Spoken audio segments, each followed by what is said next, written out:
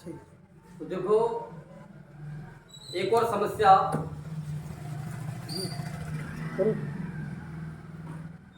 उत्पन्न होती है। अब वो क्या समस्या है कि भाई क्या हमें ये ज्ञान मिल सकता है, और मिलेगा तो कैसे मिलेगा।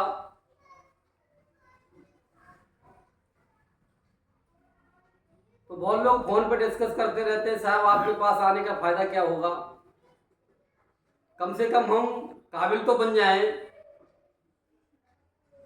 तो क्या मर्यादा है, क्या काबिल कैसे बनेंगे, क्या हम उस काबिल, हमारे अंदर जो कमियां हैं उन कमियों को हम पहले निकाल ले जब आएंगे। तो चलो अच्छी बात है भाई, निकाल लो। तो उस हिसाब से उनको बता दिया जाता है।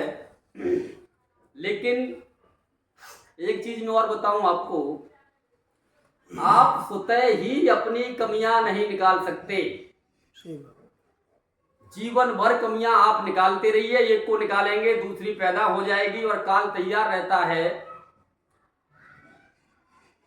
कि वो नई से नई परेशानियां, नई से नई कमियां आपके अंदर बनाता रहता है।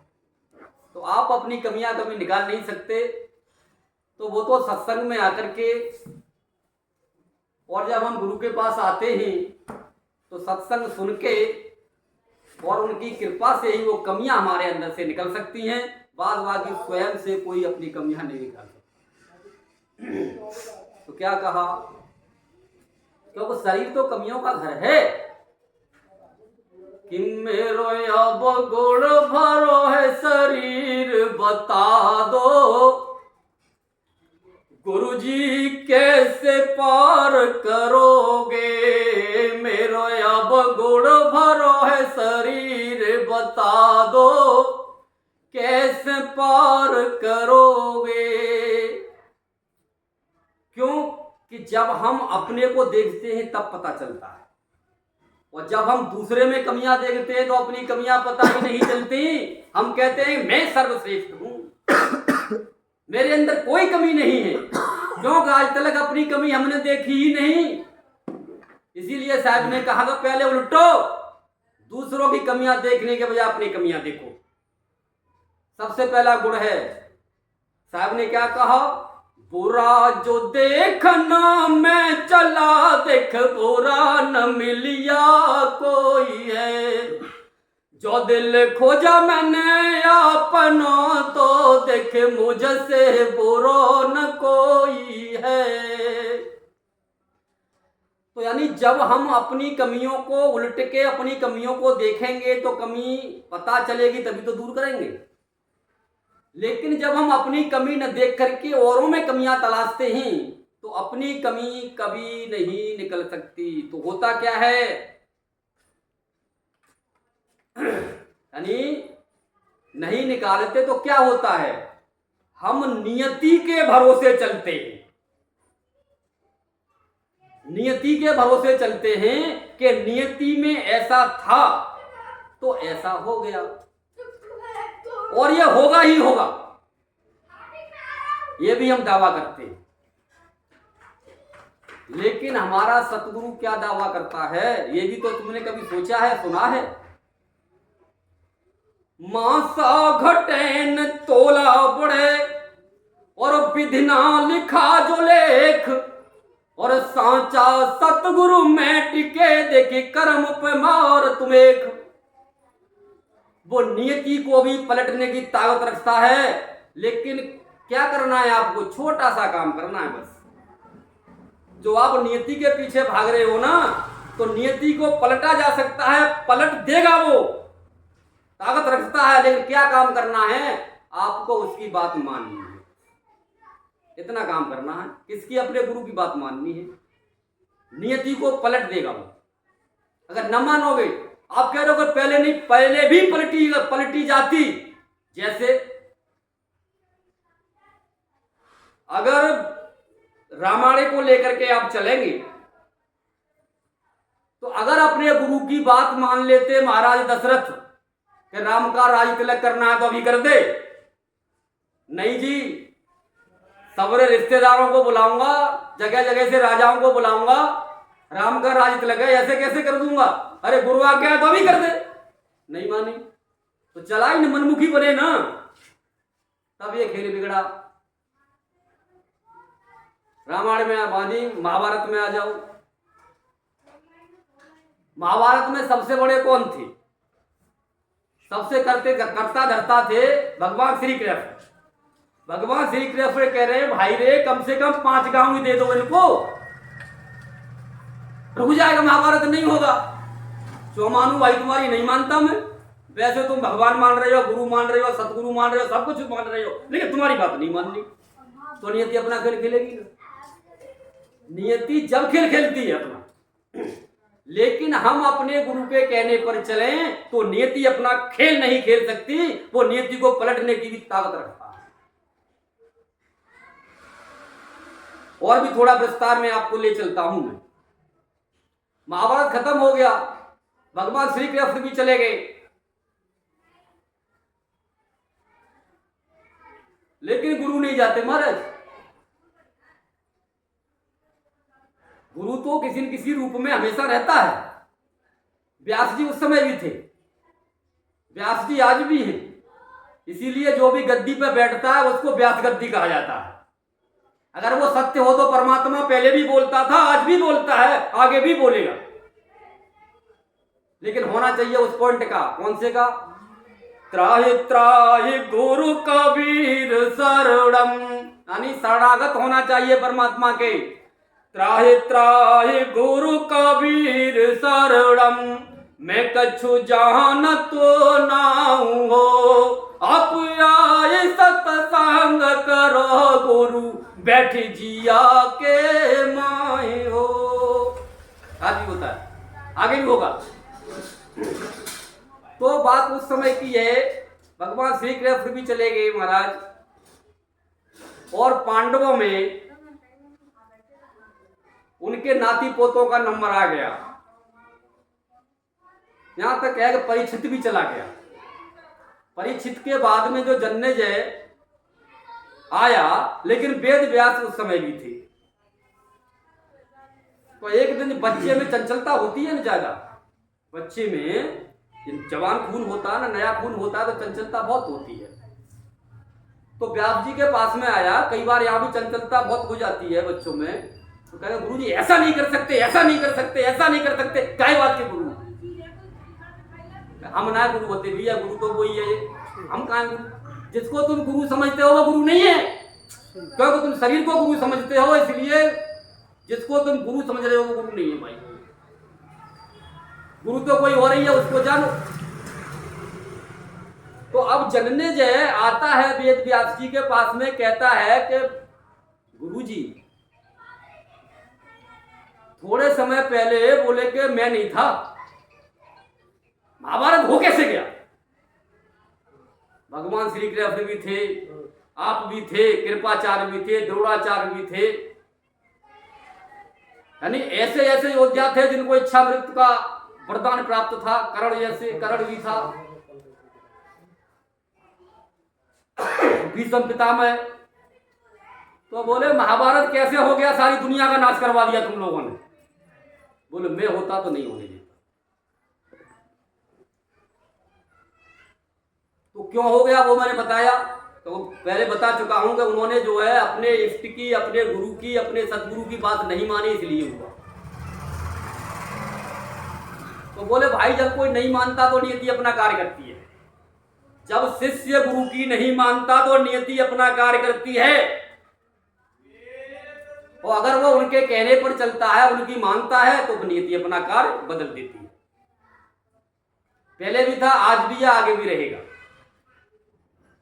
लेकिन ये देख लेना चाहिए कि गुरु कैसा है। अगर गुरु मान लो लंपट हुआ, बदमाश हुआ, छली हुआ, तो तुमको लूट के खा जाएगा, तुम्हारा सब कुछ अपने नाम करा लेगा, और अपने बीवी बच्चों के नाम, पोतों के नाम कर जाएगा, तुमको कर जाएगा पापानंद। ये भी देख लेना, क्योंकि कलयुग है, संभलने की बहुत ज्यादा जरूरत है। गुरुओं को पहचानने की भी बहुत ज्यादा जरूरत है कि कहीं हम गलत के चक्कर में आकर के गुरु ने तो ऐसा कहा है तो यही करना पड़ेगा भाई। मकान बेचना है तो बेचना पड़ेगा, बेच करके पैसा देना है तो देना पड़ेगा, इसमें गोली मारनी है तो मारनी पड़ेगी, जो गुरु ने कहा है ना। तो ये काम काल के होते हैं, ये गुरुओं के नहीं होते। ये काल यानी अपने कहने का अपने एजेंटों में प्रवेश करके और इस तरह के कार्य कराता है। गुरु तो सिर्फ तुम्हारा भला चाहता है, तुमको मुक्ति में ले जाना चाहता है, तुम्हारा तुम्हारे परिवार का, समाज का, हर किसी का वो भला चाहता है, किसी का वो बुरा नहीं चाहता। वो गुरु है। और जो स्वयं अपना ही भला चाहता है, औरों का बुरा चाहता है, वो तो काल का एजेंट था, है और रहेगा। बचने की आपको आवश्यकता है। तो जन्ने जय जब कहता है गुरुजी कैसे हो गया महाभारत, बोले मैं नहीं मानता, मैं होता ना तो होने ही नहीं देता। बोले तुम क्या करते रहे सबके सब? बोले बेटा ये नियति थी, पहली बात नियति थी, और नियति जब काम करती है जब हम अपने सदगुरु की बात को नहीं मानते, तब नियति अपना कार्य करती है। और सदगुरु की बात को मान जाए तो नियति फेल हो जाती है। तो साहब ने ऐसी थोड़े ना कह दिया कि माथा घटे ने तोला बड़े बिना लिखा जो लेख वो साता सतगुरु मेट के कर्म पे मारे मेघ। जो नियति में लिखा हुआ है वो कर्म है, उस कर्म को कभी वो मेट देता है और अपने आगे ले जाता है। तो जब जन्मेजय नहीं माना, ज्यादा अहंकार में आ गया, तो उन्होंने कहा कि देख, वो यहां तक कह गया कि मुझे बताओ, मैं बदल के दिखाऊंगा। बोले आप तो त्रिकालदर्शी हो ना, तो मुझे बताओ कि क्या होने वाला है और मैं उसे बदल के दिखाऊंगा। बोले अच्छा ये बात है, तो चल मैं बताता हूं। तो वेद व्यास जी ने कहा कि देख, थोड़े समय के बाद तू दक्षिण दिशा में काले घोड़े पर बैठ करके शिकार खेलने के लिए जाएगा, और वहां पर तुझे एक रूपवती कन्या मिलेगी, उससे तू विवाह करेगा, और विवाह करने के बाद उसके कहने पर यज्ञ करेगा, और यज्ञ में तू जवान ब्राह्मणों को बुलाएगा। अनुभवियों को नहीं बुलानी, बुजुर्गों को नहीं बुलाएगा, जवान ब्राह्मणों को बुलाएगा। और किसी कारणवश ब्राह्मणों से गुस्सा हो जाएगी तेरी पत्नी, और उसके कहने पर तू ब्राह्मणों की हत्या कर देगा। और जब ब्राह्मणों की हत्या कर देगा तो ब्राह्मणों का तेरे को क्या होगा? ब्रह्म हत्या का पाप लगेगा, और उसकी वजह से तेरी मृत्यु का कारण वही बनेगा।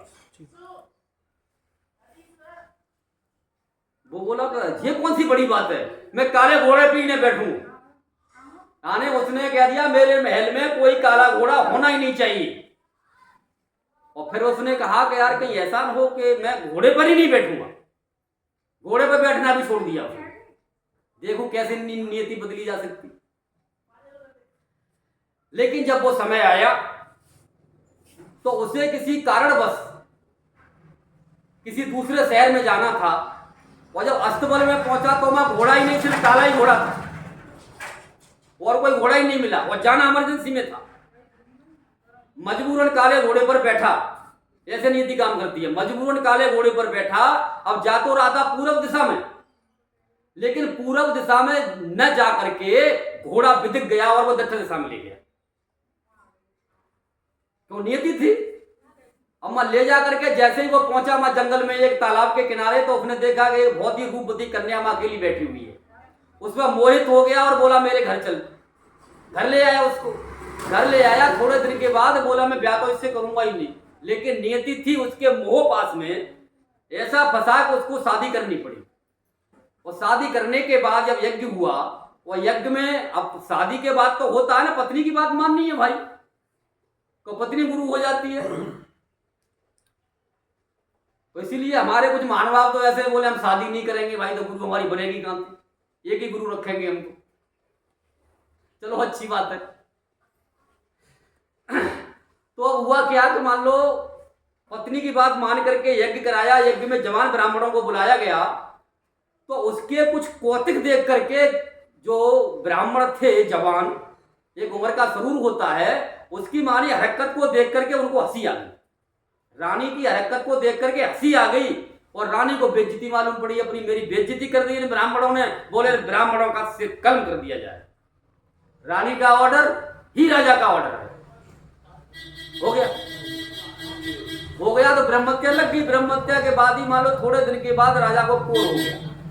अब जब कोढ़ हो गया तो अब उसके दिमाग में ये बात फैटी जो गुरुजी कह रहे थे ना, अरे नीति घट गई, नहीं बदली गई।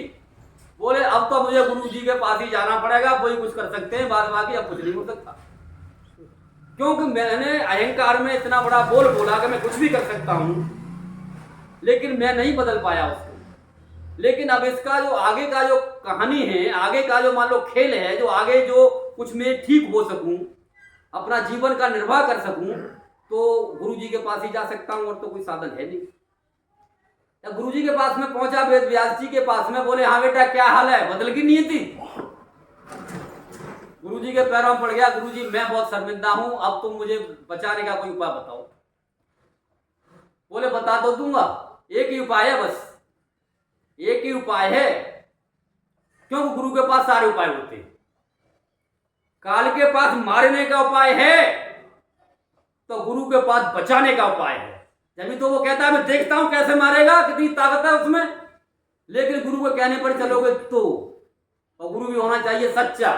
हाँ, परेशानी में कितने भी आ जाओ, लेकिन वो निकाल के लाएगा वहां से। कितनी बड़ी मुसीबत आ जाओ, कितनी बड़ी बीमारी आ जाओ, निकाल के लाएगा। क्यों? उसके पास में वो पावर होती है। परमात्मा ने उसको वो दौलत सौंप रखी है, सच्चे गुरु। तो जब गुरु जी ने कही, देख बेटा फिर भी कह रहा हूं तेरे से, आज भी कह रहा हूं कि जो मैं कह रहा हूं वो सत्य है, आज भी मान ले। बोले हाँ गुरु जी अब तो मानूंगा, अब तो मानूंगा, क्योंकि मैंने बहुत लिया ना। लेकिन बोले बहुत लिया तो चल अच्छी बात है, लेकिन ये बात सोच ले, जितना तू सत्य मानेगा उतना ही काम होगा। जितना सत्य मानेगा उतना ही काम होगा, और जितना तुझे झूठ मानेगा उतना ही काम ना होगा। तो बोले कोई बात ना, अब तो भाई कहते ना कि टक्कर खा के कल आ जाती है, अब तो मैं मरने को हो रहा हूं, कोई मेरी तरफ देखता ही नहीं। आजकल तो देखो कोढ़ का इलाज है, उस समय कोढ़ की कोई दवा नहीं थी। कुछ समय पहले तक दवा नहीं थी। हमने गंगा जी को जाया करते थे कभी कभी, तो देखते थे कोढ़ी गंगा जी के किनारे पैसे मांगने के बैठे रहते थे, हाथों में पट्टी, पैरों में पट्टी। तो हम पूछते थे अपने माँ बाप से, मैंने कहा ये क्या है, ये कैसे बैठे, इनका इलाज नहीं होता? बोले बेटा इनका कोई इलाज नहीं है, इनके ये हॉस्पिटलों में कोई इलाज नहीं है, ये कोढ़ हो गया है, इनके ये कर्म है जो यानी अपने आप कट कट के गिर रहे हैं। आज तो गवर्नमेंट ने इलाज खोज निकाला है, तो इतनी दिक्कतें नहीं होती। तो अब ये पोजीशन थी, तो फिर तो उसको सुधर जाना चाहिए। सुधरा भी, लेकिन कितनी मात्रा में सुधरा ये भी देखो। यानी टक्कर खाने के बाद भी कितना सुधरा, पूरी तरह से फिर भी नहीं सुधर पाते। तो बोला कि अच्छा ठीक है गुरुजी, अब तो मैं सुधर गया, अब तो कोई बात नहीं है, अब तुम जो कहोगे मैं मानूंगा। तो उन्होंने कहा कि देख महाभारत युद्ध हुआ, तो महाभारत युद्ध में ऐसे ऐसे योद्धा थे, और उन्होंने ये करके मान लो पूरी महाभारत की कथा सुनाई। बोलो ये काम हुआ, ये ऐसे हुआ, ये ऐसे हुआ, इसने ये किया, इसने ये किया, पूरा महाभारत सुनाया। तो एक बार गुरुजी बोले कि देख तेरा जो वो है ना पुरखा, पूर्वज है, भीम तो ऐसे थे, उन्होंने 5 हाथी सूंड पकड़ के ऊपर फेंक दिए, और वो ब्रह्मांड में आज घूम रहे हैं। अरे गुरुजी काय को फेंक रहे हो? बोले वो तो तुम्हारी सारी बात मैं मान दूं, इतनी बात नहीं मानूंगा। क्यों? हाथी जैसे वो 5 हाथी ऊपर उठा के फेंक दे, ऐसा हो सकता है क्या? वो बोले कि नहीं मानेगा, नहीं मानेगा। तो जो जहां से गुरुत्वाकर्षण शक्ति खत्म होती है, उससे आगे कोई चीज पहुंच जाती है, तो वो यानी अंतरिक्ष में की रेंज में आ जाती है, और वहां से लाना बड़ा मुश्किल होता है। फिर लाई जा सकती है, अगर पावर है तो लाई जा सकती है। किसी अंतरिक्ष से ज्यादा पावर तुम्हारे में होनी चाहिए, तभी तो खींच पाओगे नीचे, तब खींच सकते हो। तो व्यास जी के पास में पावर थी भाई, तो उन्होंने कहा कि नहीं मानता तो ठीक है। उन्होंने अपनी पावर भेजी, और वहां से उनको तीनों मानी 5 हाथियों को नीचे खींच लिया, और धड़ाम धड़ाम वो नीचे आगे गिरे। बोले देख लिया? अरे हाँ गुरुजी ये तो बात ठीक है तुम्हारी। बोले ठीक है, तेरे तो विश्वास नहीं किया, इतना सा कोढ़ रह गया, एक धब्बा रह गया कोढ़ का, वही जनने जाएगा मृत्यु का कारण बना। तो मृत्यु का कारण किसने बनाया भाई? खुद ही तो बनाते हो। क्योंकि गुरु पर अविश्वास करके, सच्चे गुरु पर कभी अविश्वास नहीं करना चाहिए।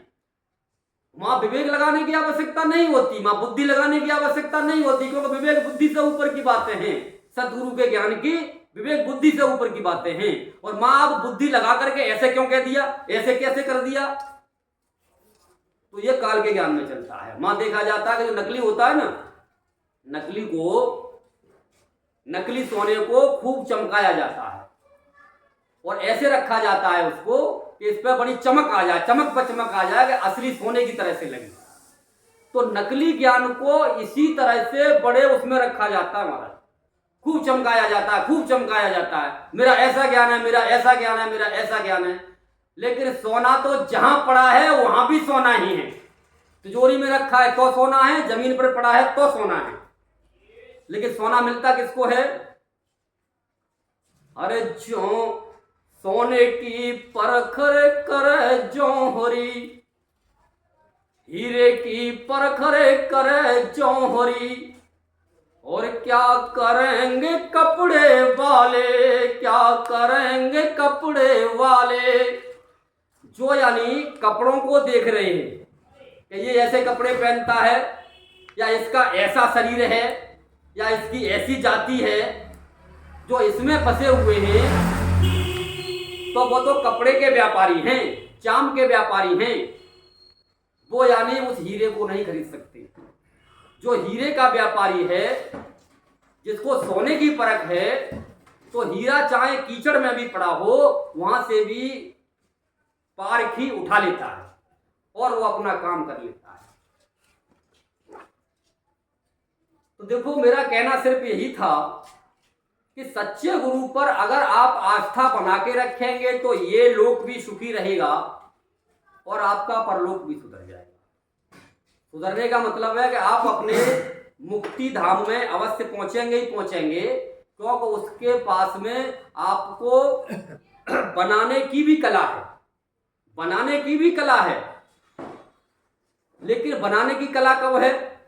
जब कि आप उसकी बात मानोगे तब, और नहीं मानोगे तो भाई रिगड़ा पट्टी की भी कला है, सारी चीजें हैं उसके पास। तो भाई ऐसे नहीं तो ऐसे, या तो भाग खड़े हो गए या कुंदन हो ही जाओगे, क्योंकि उसे तो कुंदन बनाना है, उसको तो हीरे बनाना है तराश करके, तो बनाएगा वो तो भाई।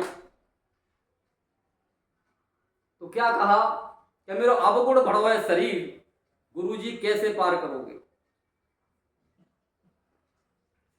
तो गुरु कैसे पार करता है?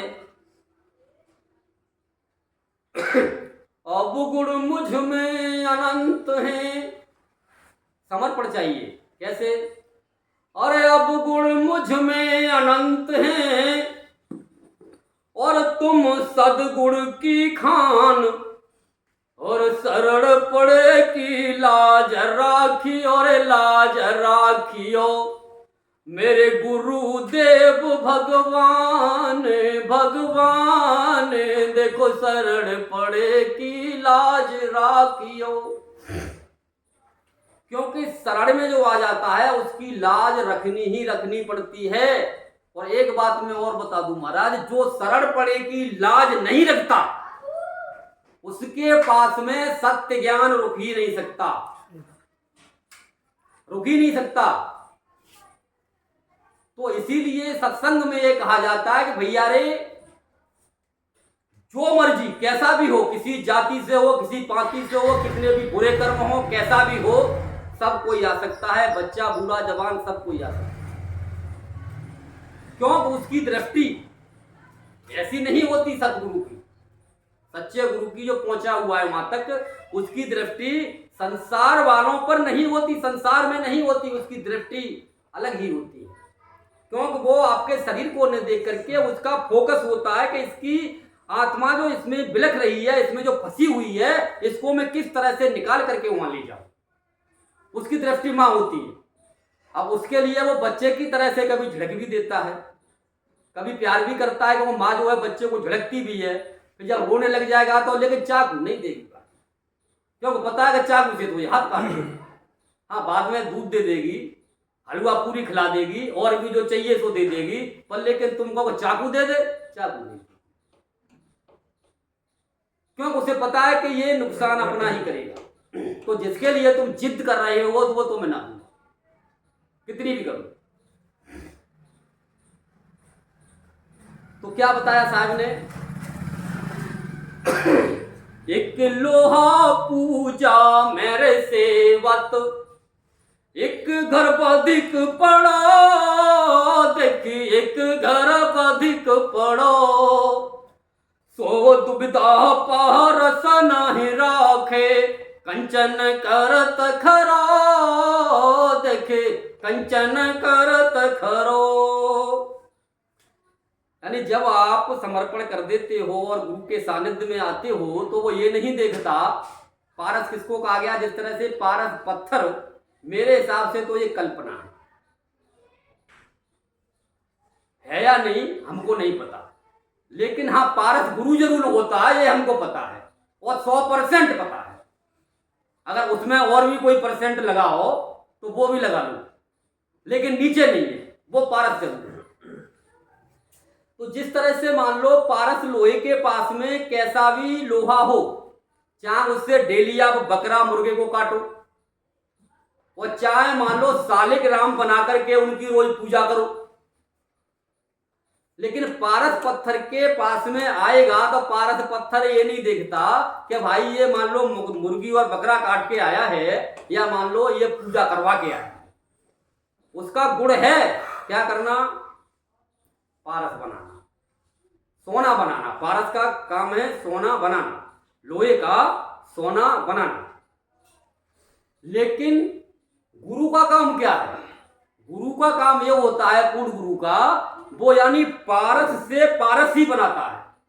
जैसे पारस और गुरु में भाई घनो अंतरो जान, वो लोहा पारस कंचन करे और गुरु कर ले आप समान।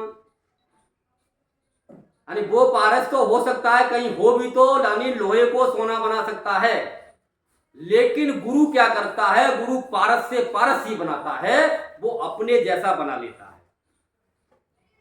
तो ये अपने जैसा अपनी गद्दी देता है तभी तो बनेगा। अब शिष्य जिद करता है कि मुझे तो ऐसा चाहिए, आपकी गद्दी पर बैठना है, हाँ भाई बैठ, लेकिन अब वो कौन सी गद्दी लेके चल रहा है।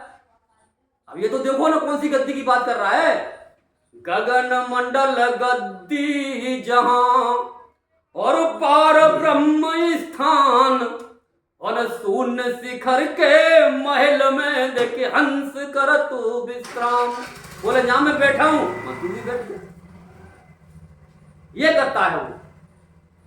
ये नहीं है कि मान लो तुम्हें सांसारिक गद्दियों के लिए ये कौन लड़ते हैं, ये जो अपनी प्रभुताई शरीर की चाहते हैं, जिनको ज्ञान ही ना हुआ, जिनको ऐसा सत्संग ही ना मिला, ज्ञान की तो बात छोड़ो, वो लड़ते हैं इन गद्दियों के लिए क्या मुझे गुरुजी कब मरे कब गद्दी मिलेगी। और ये तो पारस ज्ञान ऐसा है भैया, अरे गुरुजी तो जी तुम्हें गद्दी पे बिठा देता, ले मैं बैठा हूं, मैं तुझे भी बिठा दिया। इसको कहा जाता है पारस ज्ञान, कि पारस से पारस भयो, कि पारस और गुरु में घनो अंतरो जान, वो पारस लोहा कंचन करे गुरु कर ले आप समान।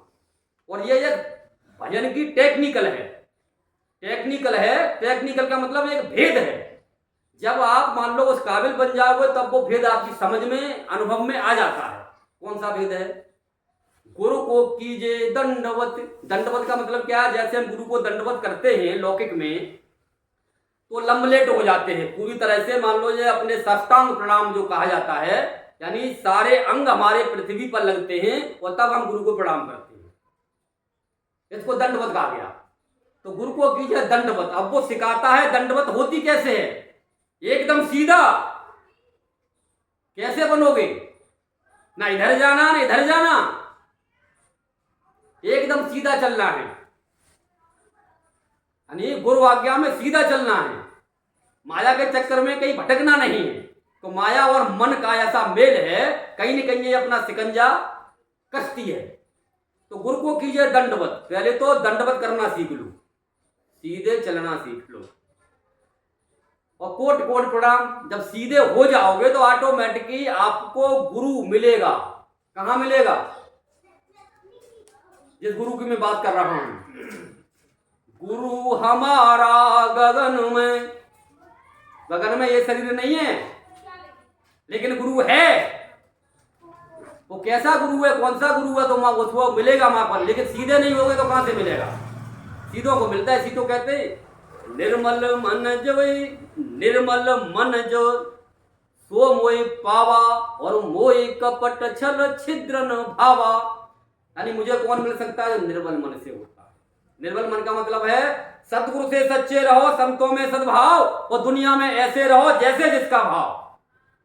ये नहीं है कि निर्मल ऐसे बन जाओ कि दुनिया वाले काट के खा जाएं। तो फुफकार भी ऐसी होनी चाहिए, सामने टिकने की कोई हिम्मत ना करे, और परमात्मा से सच्चे रहो, अपने गुरु से सच्चे रहो, सतगुरु से सच्चे रहो। उससे कुछ भी इतनी सी बात नहीं छिपानी चाहिए। लेकिन मैं तो ऐसे लोगों को देखता हूं, गुरुजी अगर हम सत्य बात बता दें ना तो प्रलय आ जाएगी। मैंने 70 प्रलय देखी है भाई, तुमने नाम भी ना सुना होगा। एक प्रलय और से लाओ साली प्रलय को हम देखते हैं, प्रलय कहां से आती है?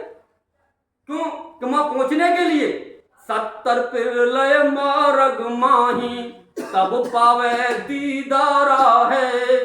70 बार अपने को खत्म किया है, एक बार और तुम खत्म कर दो प्रलय लाके, लेकिन हम तब ना खत्म हुए तो अब कौन सी औकात खत्म कर देगी? कौन सी प्रलय हमें खत्म कर सकती है? क्योंकि हम वो सत्य थे, सत्य हैं, और सत्य ही रहेंगे।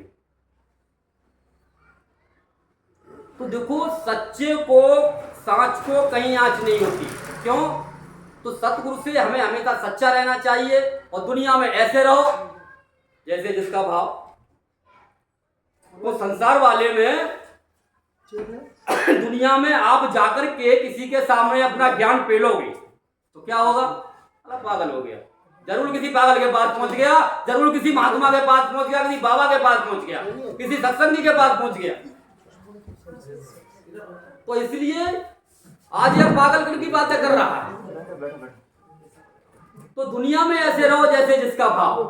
दुनिया में जो भी आपको जैसे मिलता है, जिस तरह का उसका भाव है, उसको उसी तरह की बातें करके, वो धीरे धीरे करके निकालना चाहते हो, निकालना चाहिए।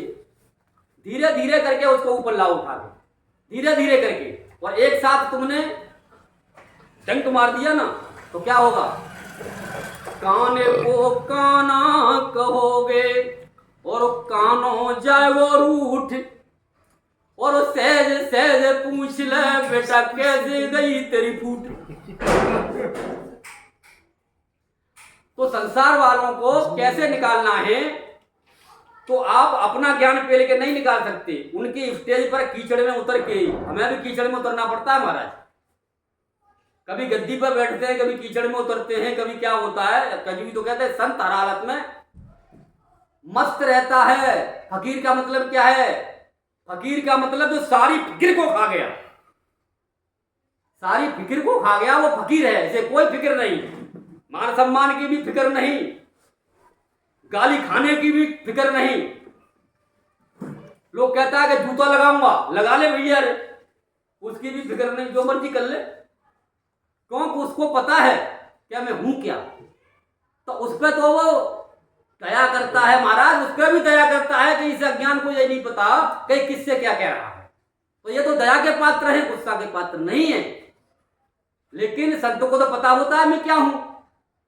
तो अगर कोई गाली दे रहा है, उल्टा सीधा आपसे कह रहा है, तो आप अपनी तो संतत्व में रहिए, तो आप संत हैं। और अगर, तभी तो कहा संतन छोड़ रे संतई, और कोटिन मिले असंत। यानी संत अपनी संतई नहीं छोड़ता, चाहे उसे कितने भी अशांति में लाने की कोशिश करो, फिर भी वो गाली गप्पड़ नहीं देता। लेकिन बात कहेगा तो डंके की चोट पर कहेगा ये सत्य था, सत्य है, वो सत्य रहेगा, न कभी मिटा था न मिट सकता। तो गुरु मोरे अब गुड़ चितन धरे, कितनी भी कमियां हैं वो तुम्हारी नहीं रखता किसमें, क्योंकि वो तुम्हारी आत्मा पर फोकस करता है। बोले मैंने उसे आजाद करना है, उसे अपने से मिलाना है, न कि शरीर को।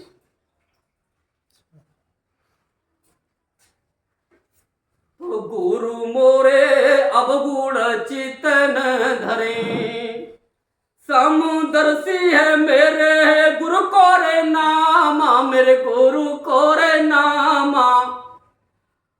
तुमको है पार की ओर, तुमको भी पार करे के गुरु मारे अब गोड़ चितन धरे। लेकिन ध्यान रख लेना, शरीर गुरु नहीं है। मत तुम अब ये सोचो कि इनके गुरु कहाँ हैं, उनके पैर पकड़ लूं तो बुम्बो पार कर देंगे, या फिर सोचा उनके गुरु कौन है, उनके पैर पकड़ लूं बुम्बो पार कर देंगे। जो बात मैं कह रहा हूं मेरे गुरु भी कहेंगे, उनके गुरु भी कहेंगे, क्योंकि सत्य तो एक था, एक है, एक ही रहेगा।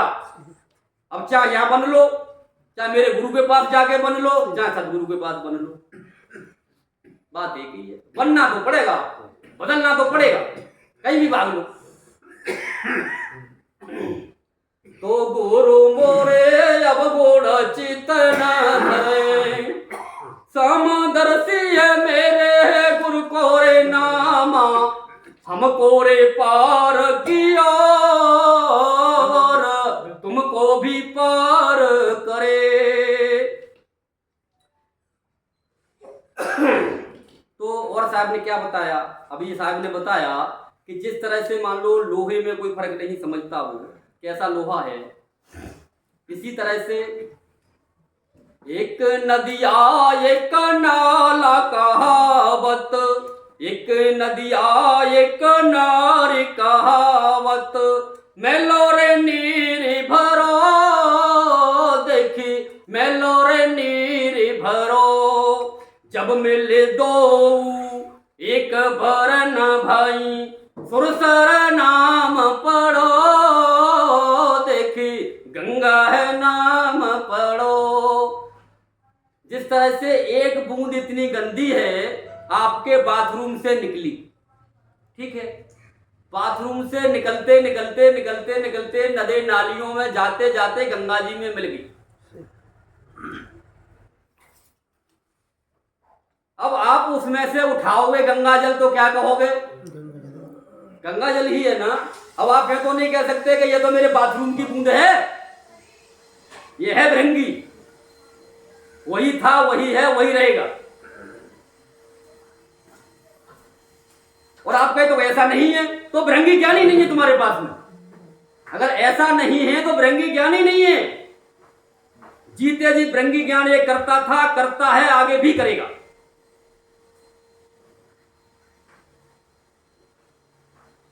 तो आगे साहब ने देखो उदाहरण बड़े अच्छे देते हैं साहब, लेकिन जब तक हम प्रैक्टिकल में नहीं उतरते ना, भजन तो बहुत सुनते हैं आप, बहुत गाते हैं, क्योंकि आजकल तो इंटरनेट का जमाना है, आप फौरन बोलो भजन निकल के सामने आ जाएगा। लेकिन अनुभव कहां से लाओगे, अनुभव तो अनुभवी के पास होता है, और तुमने सुन भी लिया तो अपने को कैसे उतारोगे इसमें। अपने को उतारने के लिए उस पारस से सेटिंग करनी ही पड़ेगी। सेटिंग, जिसको सेटिंग कहते हैं उसमें कहते हैं सेटिंग है। सेटिंग बहुत की है संसार में, लेकिन गुरु से भी सेटिंग करो भाई। लेकिन सेटिंग करो किसकी सेटिंग करो, अब ये समझने की बात है। गुरु से सेटिंग करो तो गुरु से ऐसी सेटिंग मत ना करना। बहुत देर आते हैं सेटिंग करने वाले, अरे गुरुजी तुम यहाँ कहां पड़े रहते हो, तुमको पैसा हमारे पास बहुत है, गिनती नहीं है कितना पैसा, हमें जरूरत भी नहीं है। तुमको ऐसी गद्दी पर बिठा देते हैं, वहां पर इस तरह का बड़ा आश्रम बना देंगे, ये करेंगे वो करेंगे, और तुम वहां जाके सत्संग करो ना। मैं कर तो लूंगा, लेकिन क्यों, इसका उत्तर दो मुझे। क्यों? तुम्हारा गुलाम बनने के लिए, तुम जो कहोगे उस पर चलने के लिए। ऐसे ना करता भाई। अरे जो तुम्हें चाहिए यही मिल रहा है तो इतना बम्बाड़ा क्यों कर रहे हो।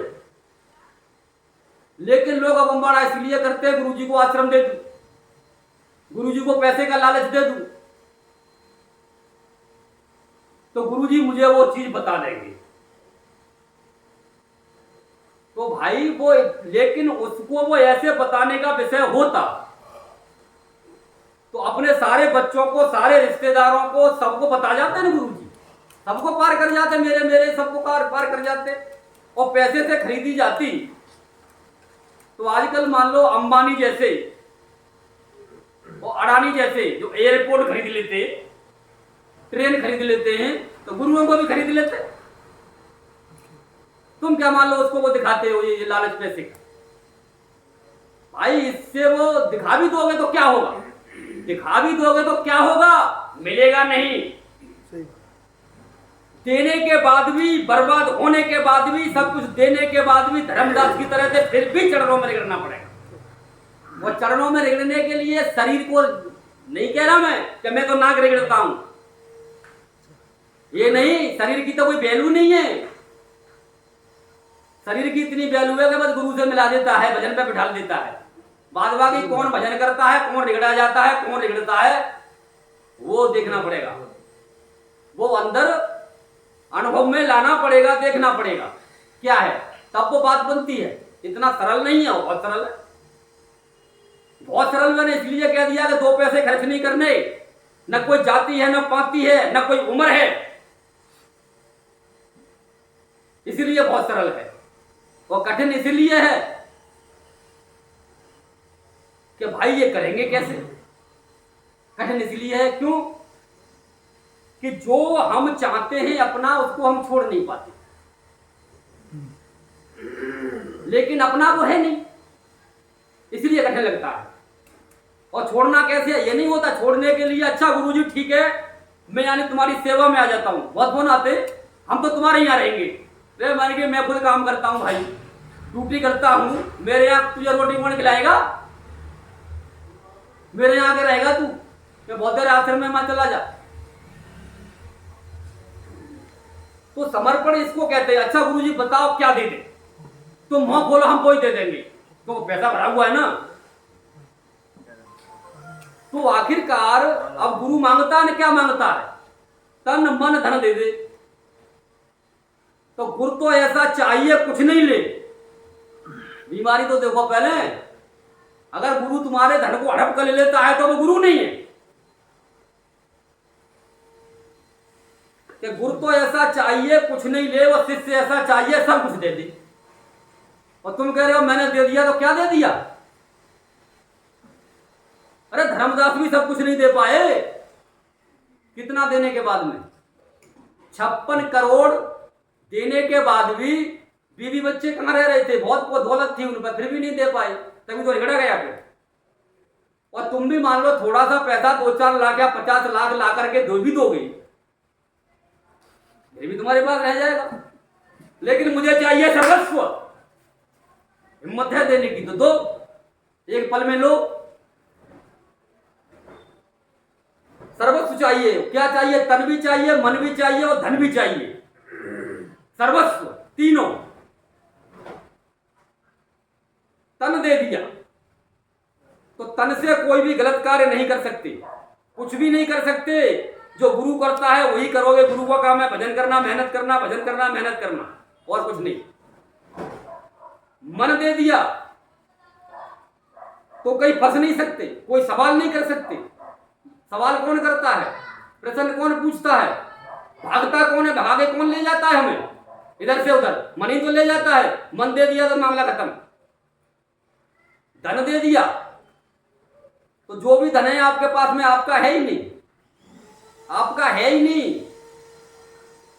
जो गुरु कार्य करता है वही आप कार्य करेंगे। अपना पालन पोषण करना, गलत जगह आप धन के द्वारा कहीं पर अपना आधिपत्य नहीं जमाएंगे। तो मैंने पैसा दिया है मैं पहली सीट पे बैठूंगा, पहली सीट बुक नहीं कराएंगे आप, यहां नहीं होती पहली सीट बुक भाई। जैसे पहली सीट बुक होती है ना, मां जा रहे कहां जा रहे हैं जी, दर्शन करने के लिए, वीआईपी सीट मिलेगी पहली, किससे, धन से।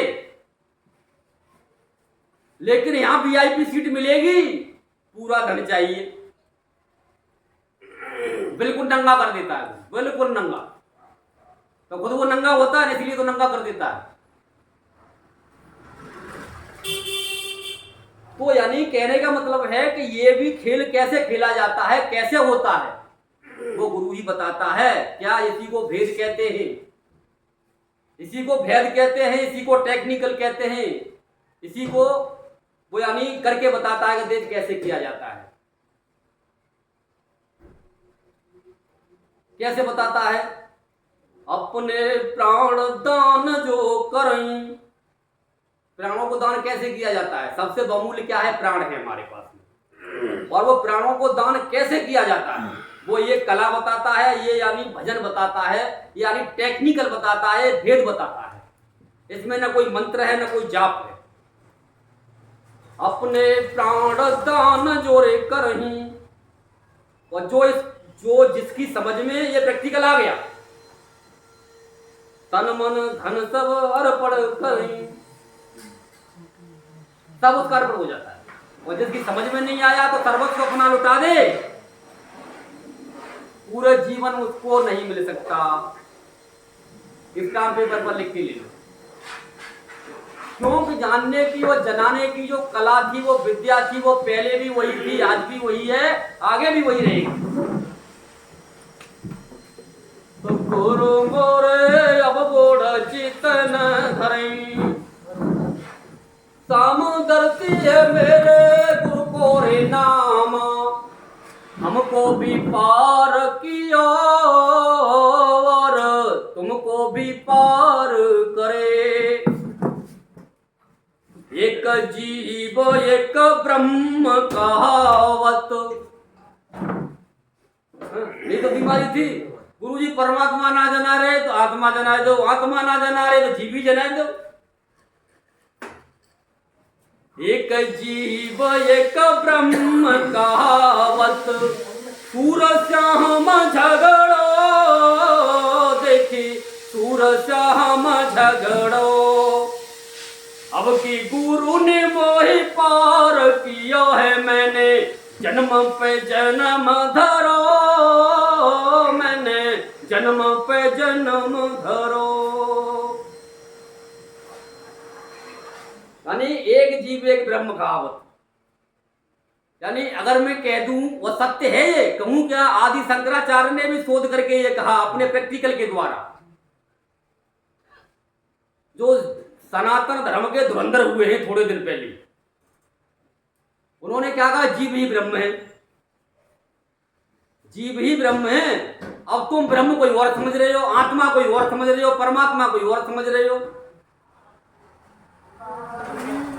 ये सब यानी एक ही है, लेकिन एक से अनेक कैसे होता है और अनेक से एक कैसे होता है, ये हमको अपने प्रैक्टिकल के द्वारा जाननी होती है।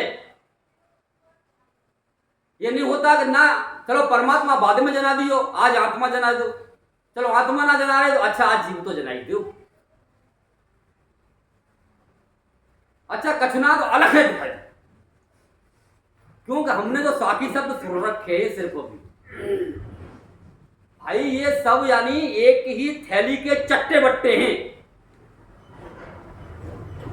और एक लाइन आपको मिल गई ना तो सब मिल जाएगी, सब मिल जाएगी। फिर जिस तरह से इनको ही चादरें कहा जाता है, यानी जीव के ऊपर जो चादरें चढ़ी हुई हैं, यानी ऐसे समझ लीजिए शरीर के ऊपर जो चादरें चढ़ी हुई हैं, तो शरीर को जानते हो, जीव को नहीं जानते। तो इसीलिए मान लो इन चादरों को जब हम हटाते हैं तो हटाते हटाते हटाते हटाते जो 6 बताए गए थे, 6 शरीर से न्यारा हुई, सार शब्द जानेगा।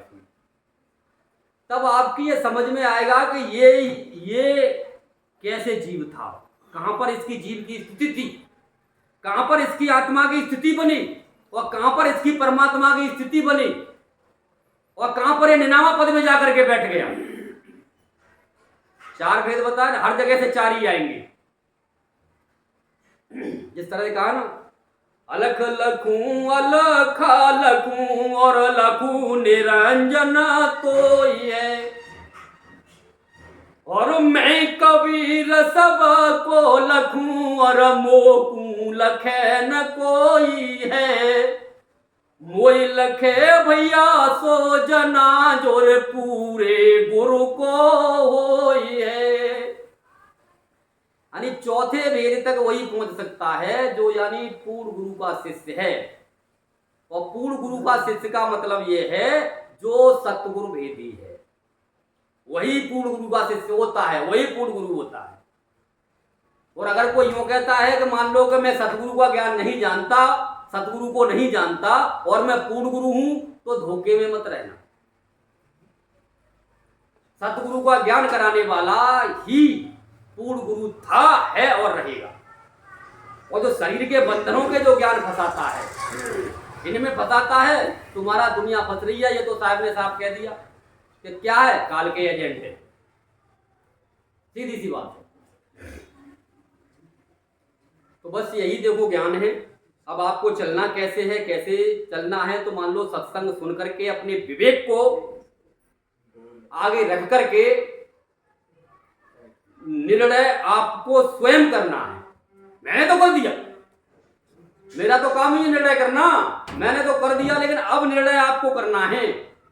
कहां पर चलना है, कैसे चलना है, किसके सानिध्य में चलना है, कब चलना है, निर्णय आपको करना है। सत्संग YouTube पर आ जाता है, हर महीने के तीसरे इतवार को दिया जाता है और आप सुनना चाहें इसको बार बार सुन सकते हैं, मिलना चाहें तो मिल भी सकते हैं, ज्ञान लेना चाहें ज्ञान भी ले, सब कुछ हो सकता है, क्योंकि सकल पदार्थ है जगमाई। क्योंकि जो सुना वो सब कुछ है और कर्म ही निरपावत नहीं। तो यानी कितना आपने कर रखा है और क्या छोड़ करके आपको आगे जाना है, कैसे आपको निकलना है, सारा भेद यहाँ पर दिया जाता है। उसी भेद के लिए सतगुरु आदेश के अनुसार यहाँ सत्संग होता है। तो बोलो सतगुरुदेव की जय। नेतृत्वदर्शी गुरु राम कुमार साहेब की जय। सभी संत महात्माओं की जय। सत साहेब गुरुदेव साहेब की जय।